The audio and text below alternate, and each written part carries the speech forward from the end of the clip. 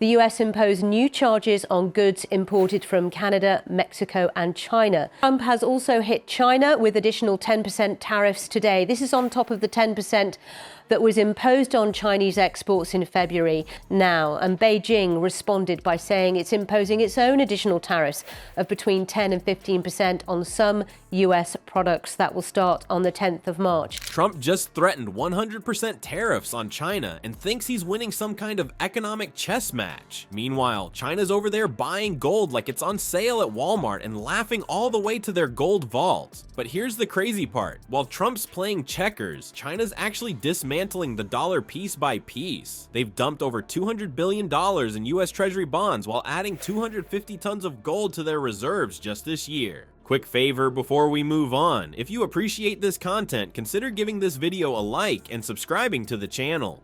Believe it or not, more than 92% of viewers haven't subscribed yet. It's free and only takes a second, but it means the world to us. So did you subscribe already? Great, thank you so much for your support. Now back to the video. Coincidence? About as coincidental as Trump's tan matching a Cheeto. Remember when you were a kid and threatened to take your ball home when you were losing? Well, Trump just did that, but with the entire US economy. His brilliant plan to save the dollar involves threatening 100% tariffs on countries that are already trying to ditch the dollar. It's basically like threatening to unfriend someone who already blocked you on Facebook. Not exactly a power move, Donnie. Well, I may give a lot of countries breaks, but it's reciprocal, but we might be even nicer than that. We'll be announcing some additional tariffs over the next few days. We're going to get all those chip companies coming back. They're already coming back without even doing it, so it's been very good, but we'll be announcing some others. But for the most part, April 2nd will be a big day. That'll be reciprocal day.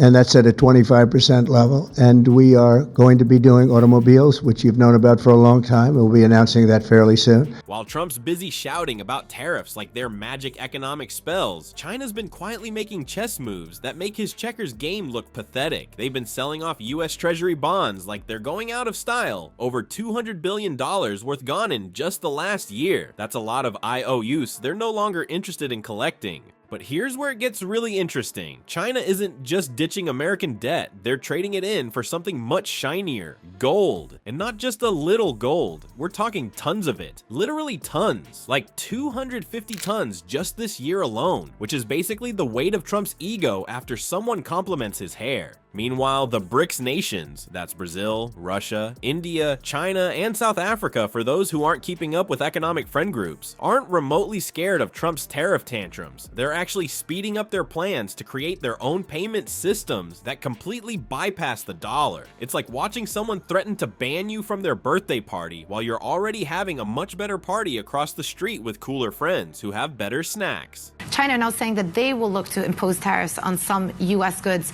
as well. What else do we know about the China response to the U.S. tariffs? China released its slew of countermeasures, pretty extensive this time round compared to the previous round in February. They're targeting up to 15% tariffs on a list of U.S. goods, because we're talking about 10 to 15% tariffs from China versus 20% from Trump if you count in the first 10% plus the second round of 10%. And if you want proof that Trump's tariff genius isn't exactly working out, just look at Tesla. Their stock has absolutely collapsed, dropping more than 50% in less than 6 months after China hit back with their own retaliatory tariffs. They went from a 15% tax on Tesla vehicles to a hefty 25% faster than Trump can type "witch hunt" in all caps. Poor Elon went from Trump's bestie to economic victim real quick. Tesla has lost nearly $800 billion in market value in that time. Well, we can talk, but basically, I call April 2nd. I would have made it April 1st, but I didn't want to be April Fool's Day because then nobody would believe what I said, and they do believe me.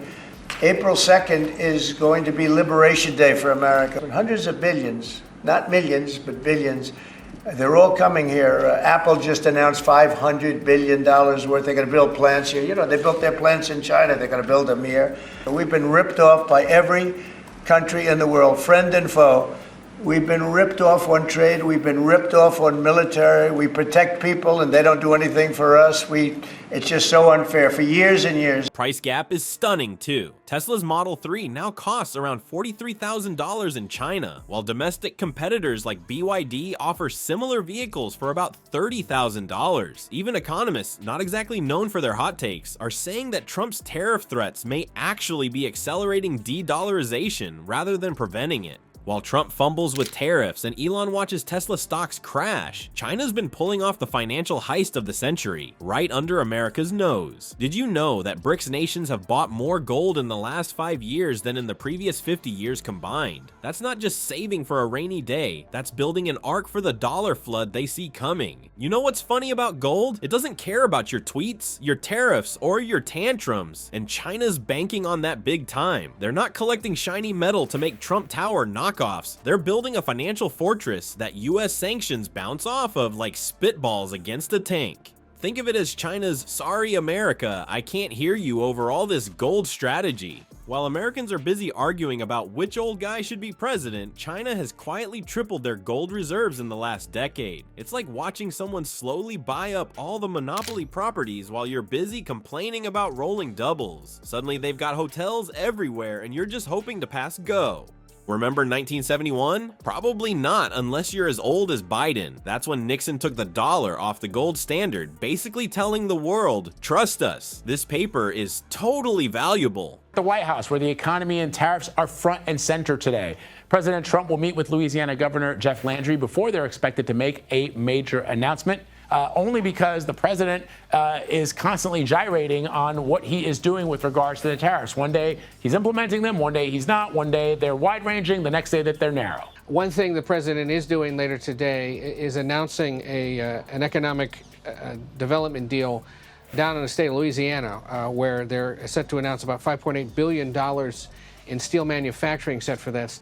50 years later, China's essentially saying, cool story, bro. We'll take all that worthless gold you didn't want anymore. And they're not the only ones at this gold party. Russia, India, and the other BRICS buddies have been filling their vaults faster than Trump fills his diaper after eating KFC. Yo. And Canada. They're over Trump's tariff nonsense so hard they're threatening to cut power to 1.5 million Americans. Nothing says trade wars are easy to win, like your neighbor threatening to turn off your lights. It's almost like international trade is complicated. Someone should tell Trump. The real kicker is that China's massive gold reserves are creating an economic shield that makes Trump's tariff threats about as scary as a chihuahua in a lion costume. All that gold serves as protection against dollar-based sanctions, meaning America's financial weapons are getting duller by the day. So here we are, folks. Trump's grand economic strategy is basically throwing a tantrum that's backfiring spectacularly. The trade wars he's so proud of aren't saving the dollar. They're actually pushing countries to run away from it faster than Trump runs from a tax audit. His brilliant strategy of threatening 100% tariffs on BRICS nations is like threatening to pour water on someone who's already jumped into a swimming pool. While America's orange commander-in-chief is busy tweeting economic threats from his golden toilet, the rest of the world is building financial systems that don't need America's permission to function. The irony is just too perfect. The guy who promised to make America great again might actually be remembered as the president who accelerated the end of dollar dominance. Congrats, Donnie Diapers. Your economic genius is truly